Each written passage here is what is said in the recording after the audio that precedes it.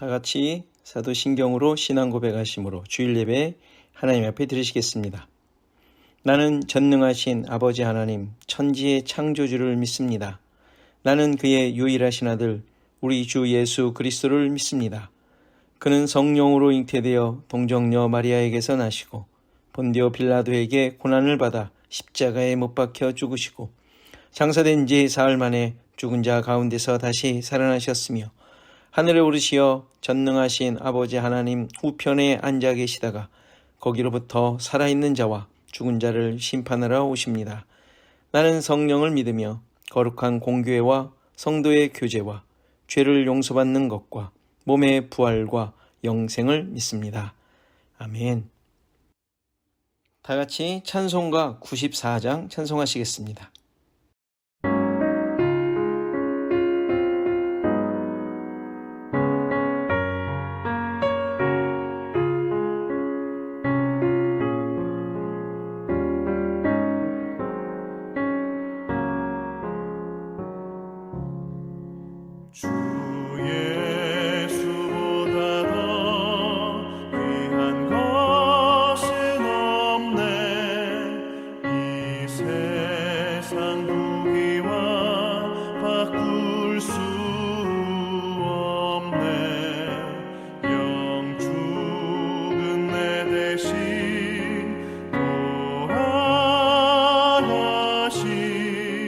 그 놀라운 사랑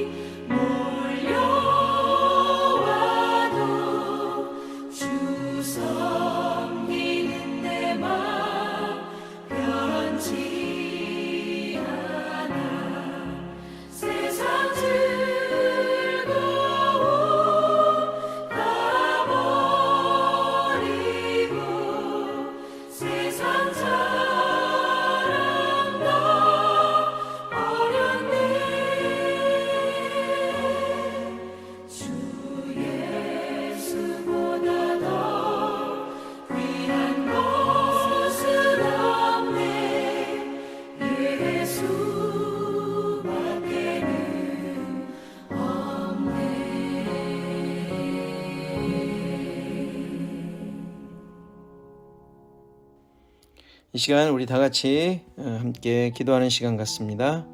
오늘 예배를 위해서, 또 우리 교회를 위해, 성도들을 위해, 또 이 나라와 이 민족을 위해, 또 특별히 한국을 위해 우리 다 같이 잠깐 기도하는 시간 같습니다. 기도하겠습니다.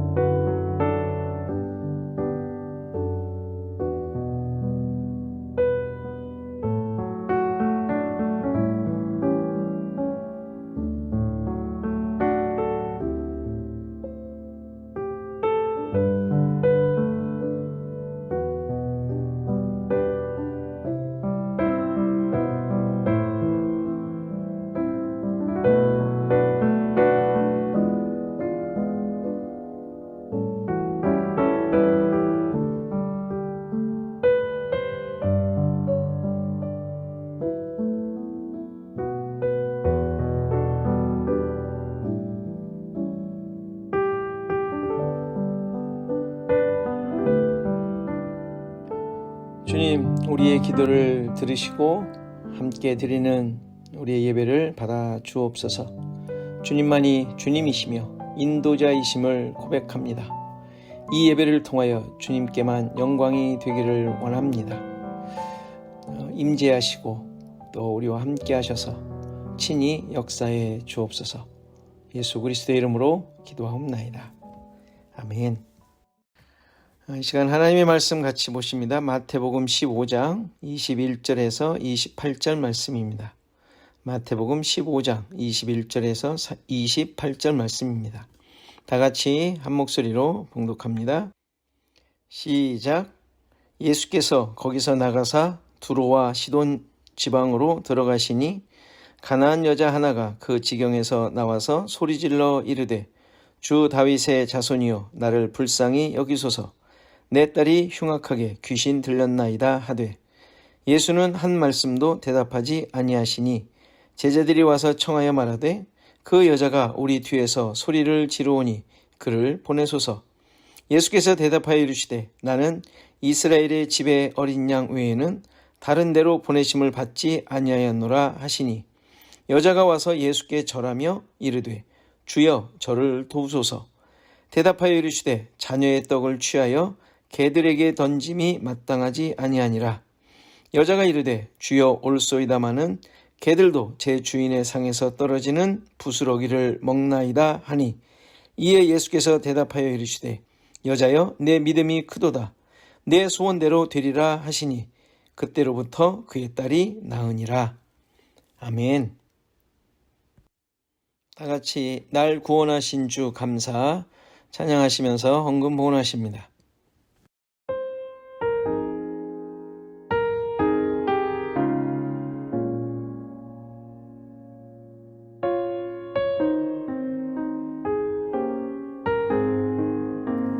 날 구원하신 주 감사 모든 것 주심 감사 지난 추억이 내 감사 주 내 곁에 계시네 향기로운 봄철의 감사 외로운 가을 날 감사 사라진 눈물도 감사 나의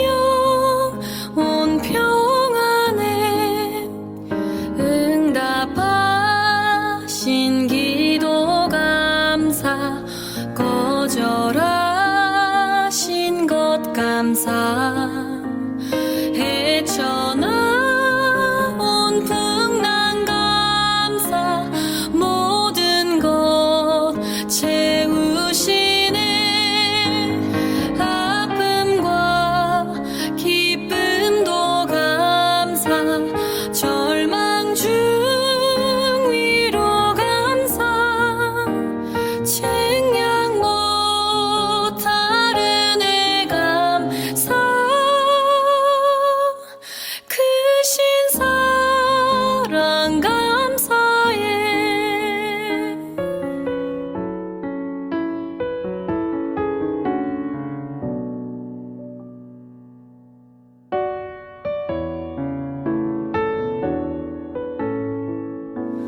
길가에 장미꽃 감사, 장미꽃 가시 감사.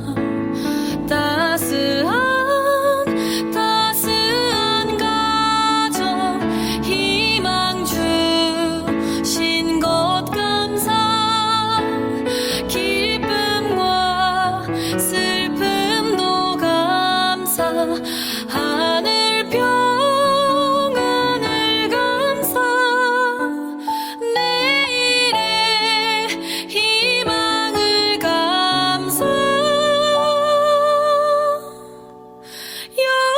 영원토록 감사해.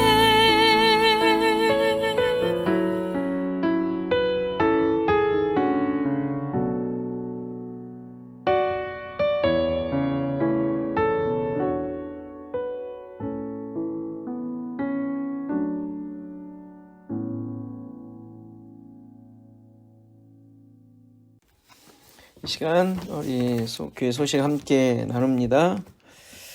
자, 예배의 삶, 여러분들의 삶 가운데 계속 이어져야 될 것 같습니다. 끝까지 인내하며 믿음을 지키는 자가 승리하는 자입니다. 마치 계시록의 말씀이 필요한 듯한 상황이죠. 언제나 항상 믿음으로 사는 삶이기 바랍니다. 자, 오늘은 어버이 주일인데요. 주님의 사랑이 여러분들 모든 가정에 가득하기를 바랍니다. 이 시간 같이 예배드리시는 옆 사람들과 함께 인사를 나누시면 좋겠네요. 부부면 같이 인사 나누시고, 가족들이 있다면 또 함께 인사를 나누시는 시간 같습니다. 사랑합니다. 함께 인사 나누시죠. 자, 그리고 우리 김한철 장로님, 김영옥 권사님 계속 기도해 주시기 바랍니다. 잘 치료하시는 과정에 있는 줄 압니다. 잘 이기시기 바라고요. 또 우리 윤선호 선교사님을 위해서도 잘 치료되고 있는 과정으로 압니다. 잘 감당할 수 있도록 해서 기도해 주시면 좋겠습니다. 자, 성경 읽기 요한계시록 우리 8장에서 12장인데요. 특별히 지금과 같은 상황 속에서 우리가 어떠한 모습 또 자세로 또 살아가야 할지 우리 계시록을 통해서 다시 한번 다지기를 간절히 바랍니다. 시간 기도하고 하나님 말씀 보십니다. 주님 감사합니다. 주님의 사랑과 은혜를 입고 또 주님 앞에 무릎을 꿇습니다. 특별히 오늘은 부모님을 기억하며 예배를 드립니다. 우리를 향한 사랑이 또 부모님을 통하여 주어졌음을 믿습니다. 우리 또한 주님의 일하심을 드러내야 할 존재들임을 고백합니다. 온 가족이 주님의 능력과 인도하심 가운데 붙잡혀 있게 하시고 또 늘 사랑과 기쁨이 넘치는 가정으로 세워지게 하옵소서. 시애틀 주원약교회가 이러한 증인된 삶을 살게 하시고 모든 삶의 영역에 주님의 주권만 드러나도록 주님 도와주옵소서. 우리의 예물을 받으시고 주님의 살아계심만 증거되는 우리 모두가 되게 하옵소서. 오늘도 말씀하여 주시고 또 우리 스스로의 삶 속에 말씀으로 거듭나게 하시고 또 새로워지는 그런 시간이 되게 하옵소서. 예수 그리스도의 이름으로 기도하옵나이다. 아멘. 오늘 본문에 나오는 가나안 여인에 대한 이야기는 정말 감동적이고 인정받을 만한 믿음을 보여준다고 할 수 있습니다. 이런 예화를 들으면 우리의 믿음이 형편없는 것처럼 느껴지기도 하죠.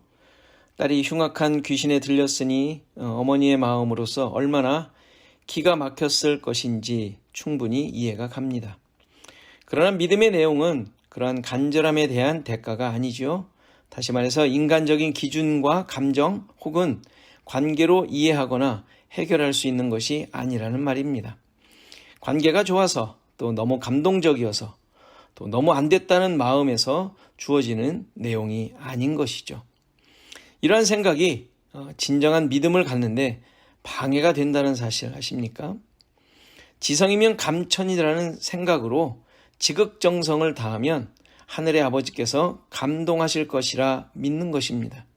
이것은 하나님에 대한 모독이 아닐 수 없습니다. 미신적인 기준으로 하나님을 보았기 때문입니다. 결코 인간의 노력이나 애씀으로 하나님의 감동을 얻어내는 것은 있을 수 없는 모습입니다. 물론 그렇다고 이 말이 믿음의 모습에 애씀과 노력이 없다는 말이 아닙니다. 당연히 힘쓰고 노력하며 목숨을 다해 정성껏 믿음의 삶을 살아야 합니다. 다만 내가 얻으려는 것을 목적하여 힘쓰고 애쓰는 것에 대한 경계를 말씀드리는 거예요. 따라서 이 가나안 여인에 대한 내용이 주는 가장 큰 교훈은 내가 가나안 여인과 같이 간절함으로 구하라 또는 그와 같은 믿음을 가져라 등의 권고에 있는 것이 아니라 이 여인을 통하여 책망하고 있는 유대인들의 모습에 초점이 있는 거예요. 다시 말해서 우리에게 여인처럼 되라는 것보다 유대인의 모습으로 있는 것이 아닌가를 확인하며 나 자신을 확인하며 진정한 믿음을 깨우쳐야 한다는 것입니다. 수많은 신자들이 유대인과 같은 신앙생활을 하고 있습니다. 하나님의 백성이기에 하나님께서 당연히 좋은 것을 주셔야 하고 또 그것을 받을 만한 자격이 있다고 생각하고 있는 것입니다. 그러나 하나님의 백성이라는 사실은 자격으로 얻는 것이 아닌 은혜로 주어지는 것입니다. 이미 앞에서 계속 확인한 내용이죠. 13장에서 천국 비유를 하신 후에 배척당하시는 모습이 있었습니다. 천국을 예수님을 통해 얻는 것을 거부한 모습이죠. 왜냐하면 자기들이 얻은 것이고 자기들이 얻을 수 있다고 생각했기 때문이죠.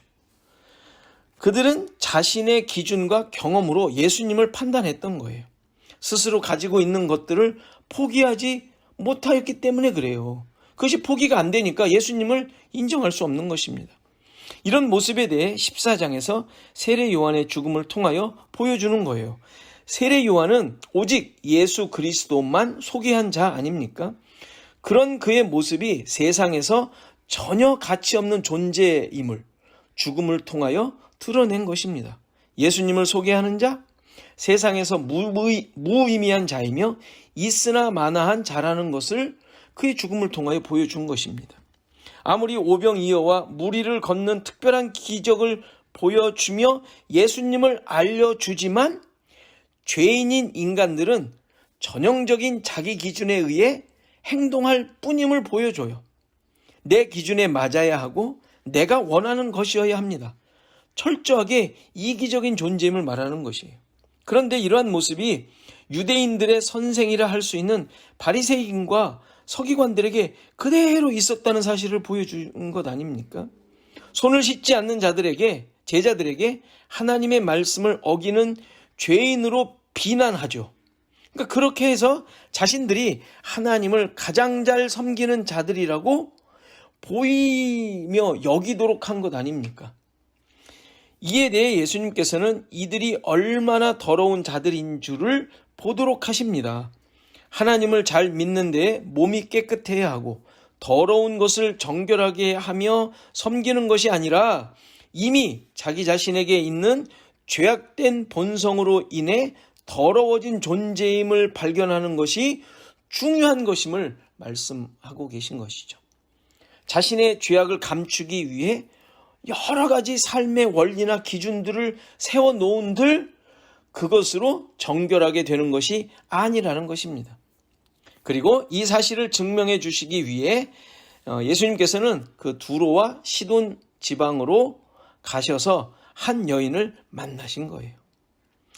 이 내용과 같은 그 평행 구절인 마가복음을 보면 그녀에 대한 소개가 이 여인에 대한 소개가 좀 더 자세히 나오죠. 그 7장 26 마가복음 7장 26절을 보면 그 여자는 헬라인이고 수로보니게 족속이라고 나옵니다.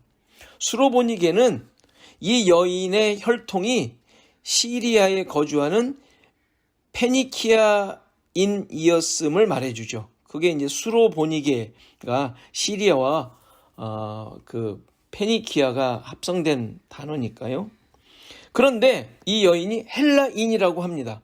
다시 말해서 그런 족속이지만 헬라 문화권에서 자란 사람이라는 것을 말해주죠.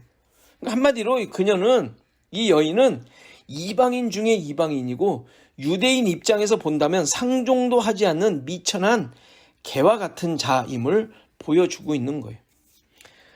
그러나 반면에 마태는 간단하게 소개하죠. 두로와 시돈 지방에 사는 가나안인이라고 소개를 합니다. 이 말은 가나안이라는 가나안 사람이라는 그 소개를 굳이 하는 것은 하나님의 백성과는 전혀 상관없는 존재라는 것을 일부러 마태는 강조하고 있는 거예요. 그러니까 어느 면으로 보나 이 여인은 하나님의 백성이 갖는 어떤 특권과 은혜와는 전혀 관계가 없는 자라는 사실을 보여주고 있죠. 이렇게 겉으로 나타난 모습으로는 이 가나안 여인이 하나님 앞에 나온다는 것이 거의 불가능한 것임을 보여줍니다. 그런데 이러한 불가능함으로 막혀있는 여인이 예수님 앞에 나와 다윗의 자손이라 부르며 자신의 딸을 고쳐달라고 간구했다는 사실이에요. 놀라운 사실이죠. 예수님께 나올 수 있는 어떠한 조건이 없는 그가 나아왔다는 사실이 기적 같은 일이지만, 그가 예수님에 대해 다윗의 자손이라는 호칭으로 예수님을 부른 것이 엄청난 기적이 아닐 수 없다는 것입니다. 다윗의 자손이라는 말은 메시아, 구원자를 의미하는 칭호예요. 하나님께서 세우실 영원한 나라로 그의 백성을 데려갈 분이라는 의미 아닙니까? 이 가나안 여인이 예수님을 그렇게 불렀다는 사실이에요. 물론 이 여인이 그동안 들었던 것으로 불렀을 수도 있어요. 다윗의 자손이라고 하는데 나에게 도움을 줄 수 있지 않을까 하는 생각으로 말이에요. 그러나 이러한 생각에서 부른 것이 아님을 그 다음에 대화에서 알 수가 있어요. 여인의 외침을 예수님께서 완전히 무시하고 가시죠. 계속 따라오며 소리를 지르자 제자들이 그녀를 보내는 게 좋겠다고 제안을 하죠. 그런데 예수님께서 아주 정확한 말씀으로 대꾸를 하십니다. 나는 이스라엘 집에 잃어버린 양 외에는 다른 데로 보내심을 받지 아니하였다는 것입니다. 이미 앞서 확인한 여인의 신분적인 한계를 말씀하신 거예요. 그는 도저히 이스라엘 집에 은혜를 받을 만한 자가 아니라는 것이죠. 너는 하나님의 백성일 수가 없다고 선언하신 거예요. 그런데 예수님을 주님이라고 부르면서 다시 재차 도와달라고 간구를 합니다. 그런데 이에 대해 더 모욕스러운 말씀을 하시죠. 자녀의 떡을 취하여 개들에게 던짐이 마땅하지 않다고 하십니다. 너는 도저히 하나님의 은혜를 받을 수 없는 존재라는 사실을 개로 표현한 것이에요. 이 정도 되면 정말 막가자는 생각이 들만합니다. 단순히 자존심만의 문제가 아니라 예수님에 대한 생각이 바뀔 수 있는 것이죠. 아, 저런 분이었구나. 다윗의 자손 아닌가 보다. 이런 판단을 내릴 만하지 않습니까? 그러나 이 여인이 생각하고 믿어왔던 다윗의 자손이 어떤 분인지를 그녀가 대답하는 것으로 알 수 있습니다. 네, 주님 말씀이 맞습니다. 그런데 개들도 제 주인의 상에서 떨어지는 부스러기를 먹습니다 하고 대답한 것이죠. 이 대답은 진정한 하나님 나라 백성이 어떤 존재인지를 잘 설명해주고 있는 말이에요. 그녀는 단순히 자신의 처지와 상황에 대해 자존심을 버리고 말한 정도가 아닙니다. 그는 자신이 메시아 앞에서, 구원자 앞에서, 하나님의 존전 앞에서 어떤 자인지를 깨달았던 거예요. 그는 하나님 앞에서 부스러기 같은 존재임을 고백한 거예요. 여기서 우리는 두 부류를 보게 되죠. 예수님을 알아야 할 자들은 배격을 했고, 예수님을 몰라야 하는 자들이 예수님께 나아옵니다. 이들의 차이가 무엇이에요? 앞에 전자는 자신들이 가지고 있는 것이 너무 큰 자들이에요. 너무 대단한 자들이에요. 그것이 자신을 드러내는 중요한 기준이며 훈장이었죠. 반면에 후자는 자신이 가지고 있는 것이 너무나도 천한 것이에요. 그의 존재 자체가 천합니다. 내놓을 것이 전혀 없는 자죠. 상에서 떨어지는 부스러기조차 감지덕지인 자예요. 그런데 중요한 것은 이러한 사실을 인정하고 받아들였다는 사실입니다.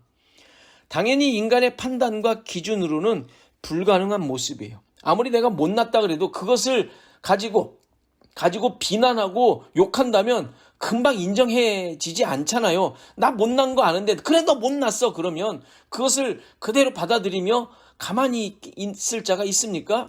너는 잘났냐 하면서 반박하는 것이 지렁이도 밟으면 꿈틀한다는 식으로 반격하는 게 우리의 속성이잖아요. 그런데 이 여인은 그 사실을 그대로 받아들였을 뿐만 아니라 그런 자임을 다시 고백했다라는 사실이. 이게 인간의 판단과 기준으로 가능합니까? 수로보니게 여인은, 이 가나안 여인은 은혜를 입은 거예요. 은혜를 입을 때 자신의 모습이 천함을 깨닫게 되고 구원자 앞에서 무릎을 꿇게 되는 것이죠. 우리 자신을 한번 돌아보십시오. 내가 은혜를 입은 자인가? 입은 자라면 어떻게 알 수가 있죠? 나의 권리와 자리, 가치를 챙기는가? 아니면 그러한 것들에 대해 무가치함을 깨닫고 부스러기 같은 존재임을 고백하는가? 이거죠. 만일 예수님의 대답을 들었다고 가정해 보고 나는 어떻게 반응할 것인가 생각해 보십시오. 내가 못나서 못났다고 고백하는 것이 아니라 메시아가 만드시는 나라, 하나님의 주권, 그의 다스림 아래에 있는 자로서 그의 주권만이 나를 붙잡고 계시고 그 은혜가 아니면 아무것도 아니라는 자기 부인의 고백이 있느냐? 이것이죠. 우리는 이 여인의 반응과 같은 모습을 보였던 인물을 또 한 명 알고 있습니다. 구약에 나오는 나아만 장군이죠. 그는 나병 환자였습니다. 아람 나라의 고위 관리, 그것도 병사를 호령해야 하는 장군이죠. 웬만한 말은 거들떠보지도 않을 자리입니다. 그런데 그가 포로로 잡혀온 소녀의 말을 듣습니다. 일꾼도 아닌 노예 아닙니까? 그런데 그녀의 말을 듣고 그녀를 잡아왔던 그 이스라엘로 그가 옵니다. 여기서 그는 1차 자신의 지위를 내려놓은 것입니다. 그런데 더 큰 난관이 그 다음에 있죠. 엘리사의 반응이었습니다. 한 나라의 장군이 왔는데 나와서 거들떠보지도 않고 사람을 보내어 요단강에 가서 7번 씻으라고 전하기만 합니다. 당연히 기분이 나빠서 이 나아만은 돌아가려고 합니다. 우리나라에 더 좋은 강이 있다. 그러는 것이죠. 거기서 몸을 씻으면 더 깨끗하게 씻으면 된다. 기분 나빠서 이제 반응한 내용 아닙니까? 이게 정상적이고 일반적인 반응입니다. 그런데 이것은 아직 자아가 완전하게 죽지 않은 것이죠. 자기의 꼴을 모르는 것이에요. 그는 병이 나아야 하는 자가 아니라 하나님 앞에 무릎을 꿇어야 하는 자임을 아직 모르는 거예요. 그에게 괜히 나병이 생긴 것이 아닙니다. 하나님을 깨닫고 그 앞에 자신의 무가치함을 고백하라는 것입니다. 부스럭이라도 감사할 수 있는 자가 되어야 하기 때문입니다. 여기가 한계예요. 내가 그 정도까지는 아니라는 생각이 드는 것이죠. 최소한의 자존심은 있다. 이거는 지켜야 한다 하는 것 아닙니까? 그래야 한다고 늘 나만 뿐이 아니라 우리 모두가 그렇게 생각하죠. 그러나 하나님께서는 그것까지도 포기하도록 하시는 거예요. 아니, 자신의 존재가 아무것도 아님을 고백하게 하시는 것이죠. 이것을 위해 나아만에게 충실한 종들이 있었습니다. 더한 것도 해야 하지 않느냐라고 나아만을 설득합니다. 죄인이 가져야 할 하나님 앞에서의 자세이죠. 무엇을 말씀하시든지 더한 것이라도 해야 하는 자들이라는 거예요. 모욕? 아무것도 아니죠. 그것보다도 훨씬 더한 것도 해라고 하면은 해야 할 자들 아니냐. 이게 그 종들이 나아만에게 했던 말이죠. 우리 모두가 그런 존재들이죠. 죽었던 자들이죠. 가치가 없던 자들입니다. 이것이 고백되어야 해요. 지금 나아만에게 요구되는 것이 그것이죠. 그는 결국 그리고 나서 고침을 받고 하나님의 하나님 되심을 고백하죠. 그리고 자신의 삶에서 여호와 외에는 섬기지 않겠다고 고백을 합니다. 자신의 주인이 누구인지 깨닫게 된 자의 모습인 거예요. 가나안 여인에게 예수님께서 하신 말씀은 2단계예요. 첫째는 너는 나의 대상이 아니다. 내가 관심을 갖는 대상이 아니다라는 것이죠. 둘째는 뭐예요? 너는 자녀가 아니라 개일 뿐이다. 라는 것이죠. 자, 첫 단계는 어느 정도 견딜 수 있다고 생각돼요. 그러나 이것도 당연히 만만치 않죠. 그의 신분 자체가 이미 결격 사유가 되기 때문이죠. 이방인이죠. 버림받은 자이죠. 그리고 그녀가 다가왔을 때 너는 아니다 하고 선을 긋죠. 자존심을 버리고 왔는데 완전히 무시하신 거예요. 유행하는 말로 2번 죽인 것 아닙니까? 요즘 같으면 인권을 무시했다고 소리라도 높일 수 있지만 그 당시에는 불가능한 것이죠. 그녀는 여기에서 바로 포기하고 갔어야 합니다. 대안이 없지 않습니까? 그런데 그녀는 더 달라붙습니다. 그리고 2번째 모욕을 당하죠. 너는 개다. 자녀에게 줄 것을 너에게 줄 수 없다. 이 정도 들었으면 욕을 하고 돌아서야 하죠. 그런데 그걸 인정합니다. 자신의 가치에 대해 완전한 포기를 보인 것이에요. 개도 상에서 떨어지는 부스러기를 먹는다는 것이죠. 그 부스러기라도 달라는 것이에요. 이 여인의 모습은 단순한 자기 포기가 아니죠. 물론 이것도 잘 되지 않죠. 그런 정도의 포기라면 보통 영화에서 보듯이 조폭에게 무릎 꿇고 그 다리 사이로 지나간 것 정도밖에 아닙니다. 그 정도인 것이죠. 여인이 자기가 얻고자 하는 것을 위해 굴욕을 당하는 정도가 아니었지 않습니까? 그것이었다면 하고 말죠. 딸을 살릴 수만 있다면 그런 모욕은 내가 참을 수 있다. 이것 아닙니까? 그런데 여인이 보여준 것은 그게 아닌 것이에요. 그녀는 예수님이 누구신지 알았고 그와 동시에 자신이 어떤 자인지를 안 거예요.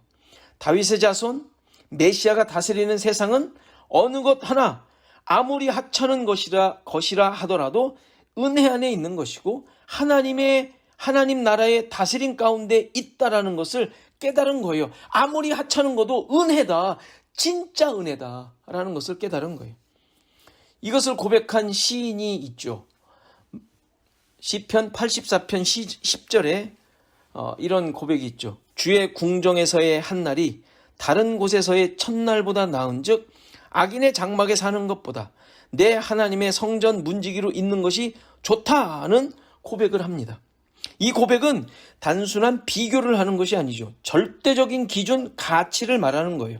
아무리 좋은 것이라 하더라도 하나님의 백성으로 있는 것이 아니면 아무것도 아니고 아무리 하찮은 것이라도 하나님의 은혜 가운데 있다면 완전한 것임을 고백하고 있는 것이죠. 이러한 모습을 예수님께서 말씀하신 대로 내 믿음이 크다라는 것입니다. 이게 믿음의 양이나 크기를 말하는 것이 아니라 이 세상에서 만들어내는 것과는 전혀 다른 질적인 차이가 있는 것임을 말씀하시는 거예요. 철저하게 자신이 부인된 상태. 그에게 무슨 믿음이라고 있겠는가 하는 모습. 부스러기만으로도 충분한 모습. 너무 하찮은 것 아니에요? 이것이 바로 겨자씨만한 믿음을 말하는 거예요. 모든 신자들은 이러한 고백으로 살아가는 자들이죠.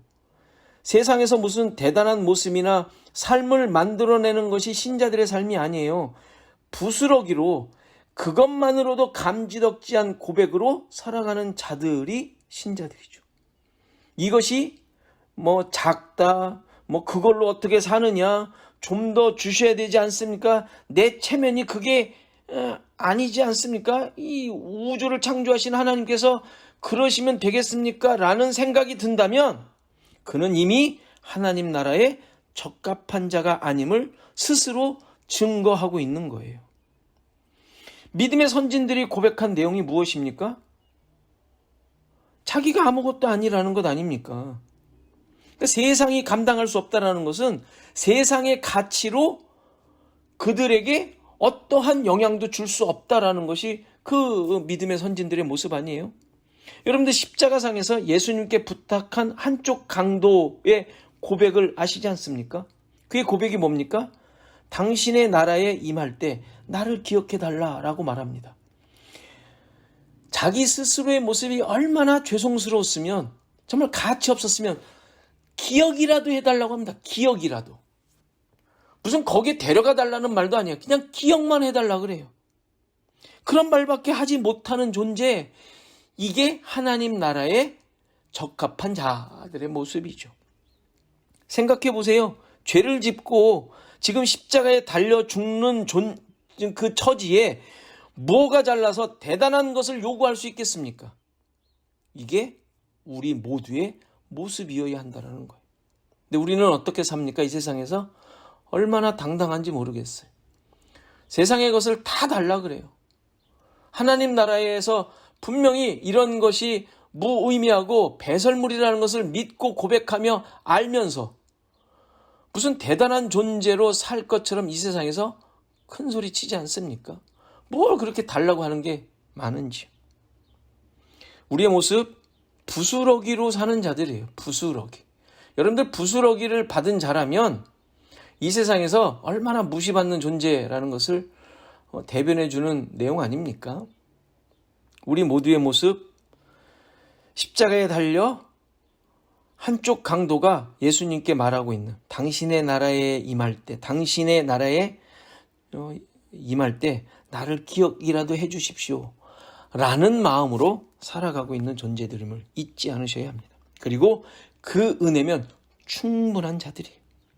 문지기만으로도 충분한 자들입니다.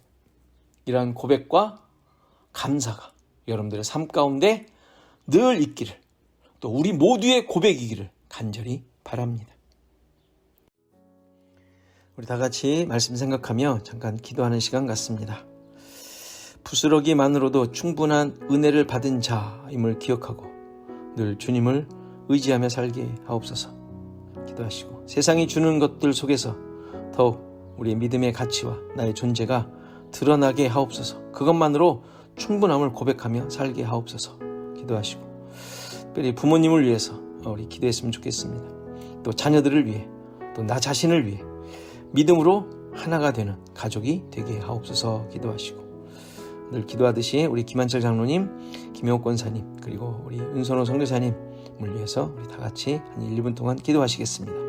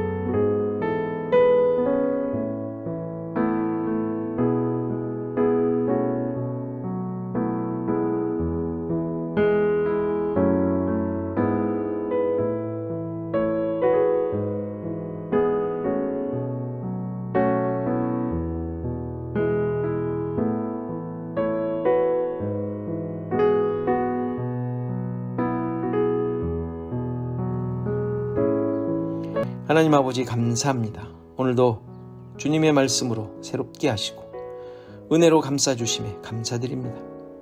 연약한 믿음을 세우시고 세상과 짝하던 것들을 깨닫고 주님의 은혜와 사랑으로만 살게 하옵소서. 여전히 세상의 가치와 기준으로 나를 만드는 모습들이 우리 가운데 있습니다. 이것이 나를 만드는 것이 아님을 깨닫게 하시고 나의 존재 가치를 위의 것으로 하나님의 나라의 것으로 만들어진 자임을 고백하며 지금의 삶 속에서 참 기쁨을 가진 삶으로, 그러한 감사가 있는 삶으로 사는 우리 모두가 되게 하옵소서. 부스럭이라도 나를 기억해 주시는 것만으로도 만족하는 믿음을 주옵소서. 주님, 우리의 가정을 지켜주시고 주님께서 친히 주장하시고 인도하시는 가정으로 이끌어 주옵소서. 우리 김한철 장로님, 김용옥 권사님 붙들어 주시고 건강으로 지켜 주옵소서. 온 가족이 믿음 안에서 하나가 되고 주님의 능력을 체험하며 그 능력이 드러나는 증인된 그런 귀한 가정 되게 하옵소서. 윤선호 선교사님과 그의 가정, 또 그 교회도 지켜주셔서 더 주님의 사랑과 능력이 드러나는 놀라운 열매가 있는 그런 사역 교회 되게 하옵소서. 예수 그리스도의 이름으로 기도하옵나이다. 아멘. 우리 다 같이 찬송가 579장 찬송하시겠습니다.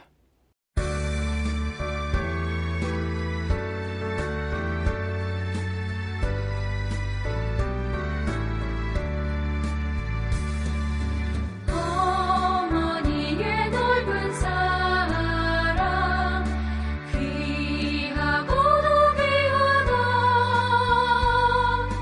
그 사랑이 언제든지 나를 감싸줍니다. 뜨거울 때 어머니는 주께 기도드리고 내가 기뻐 웃을 때에 찬송 부르십니다. 아침 저녁 읽으시던 어머니의 성경책 손때 남은 구절마다 모습 본 듯합니다. 믿는 자는 누구든지 영생함을 얻으리. 들려주신 귀한 말씀 이제 힘이 됩니다. 홀로 누워 괴로울 때 헤매다가 지칠 때 부르시던 찬송 소리 귀에 살아옵니다. 반석에서 샘물 나고 황무지에 꽃피니 예수님과 동행하면 두려울 것 없어라.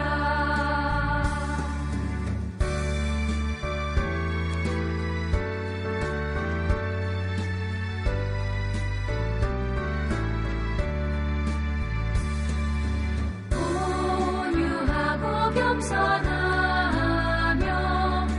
올바르고 굳세게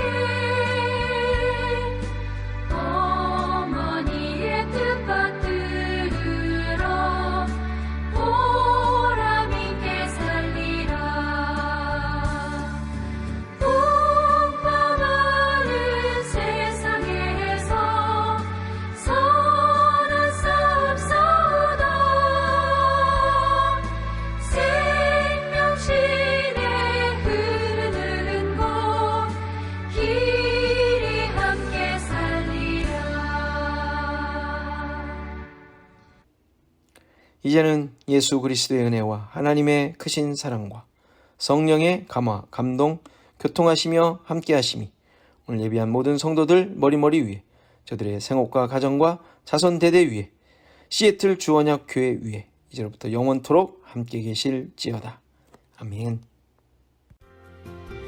우리 안에 선한 일 시작하신 주님 닮도록 우릴 영원히 인도하시는 내가 확신하기는 멈추지 않으리. 홀로 영광 받으실 그날까지 나는 포도나무 가지 주님과 한 몸 되었네.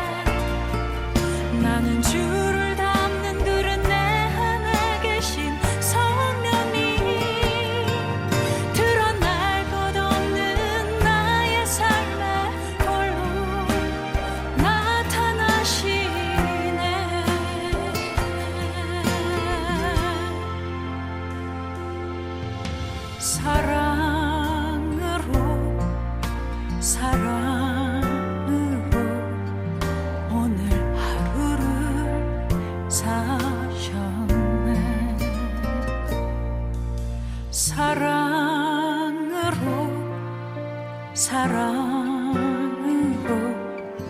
오늘